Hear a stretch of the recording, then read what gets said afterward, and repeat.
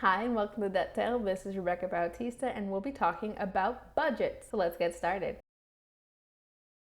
Alright, so you want to think about a budget as a tool or a way to forecast and outline your future expenses. Basically, a budget is just a plan or a map to guide you on how you're spending your money. Now, is it intimidating? Yeah, for sure it is, especially to set it up at first. Once you have a budget, it helps you figure out whether or not you're overspending. And if you are, then you can potentially find places that you're spending too much money in and can kind of tighten the belt a little bit in those certain areas. Another thing is you can see if you're spending money on areas that you actually care about, because that's the beauty of creating a budget. Once you have a plan, you can designate where your money is going to and focus on things that actually bring you joy and make sense in your life. Just keep in mind that a budget is not a one-time fix. You're going to be tweaking your budget for your entire life. It's not going to be like, oh, I'm going to have this budget for all of this year. No, you're going to tweak it every month, most likely, because every month's going to have different events. You don't know if there's going to be a cluster of birthdays, there may be a change in your income, you may decide to add a pet to your family and now you have more expenses. So because of that, and because life just always changes, you have to keep your budget flexible and understand that it's a plan, an outline, and as an outline you may make changes. Another perk about having a budget is that because you're outlining your future spending, you can actually forecast even further into the future and actually make a plan for your bigger goals, such as like saving for a house in a couple of years. Determining in advance certain events and how much you might be spending on these events,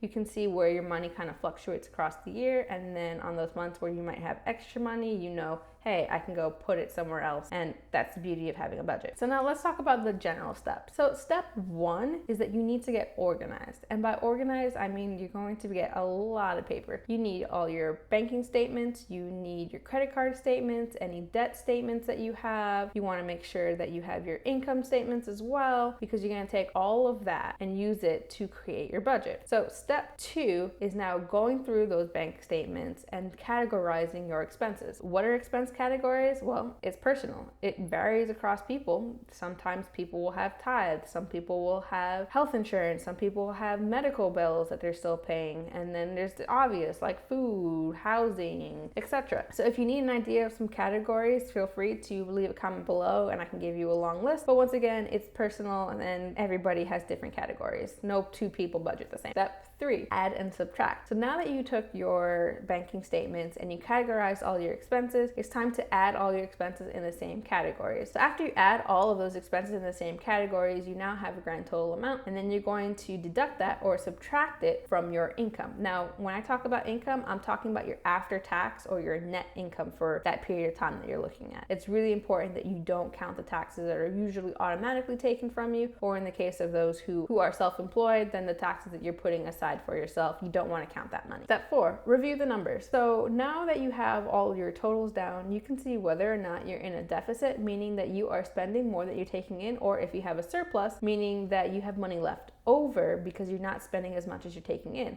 which is a great problem to have. Step five, make a plan. So now that you have an idea of how you are spending your money, you can look and see whether or not you can tweak certain categories in a way that's beneficial for you. And in that case, now you have a budget or a plan for the following month or pay period that you're working on. So you can try to spend according to the amounts that you have designated for those categories in that time frame. Now, like all things personal finance, the way that you budget can completely vary. Every person is unique. So you want to think about a bunch of different factors as well, and lucky for you, we'll be making videos covering different factors. You'll want to consider if you're doing it on a monthly basis, a weekly basis, a per paycheck basis, and so we'll be talking about different types of budgets, different budget methodologies, and even some budget formulas that some people like to follow through. So let me know in the comments below if there is a particular budget method that you follow. If you have any questions, also just let me know. I hope you found this very general, brief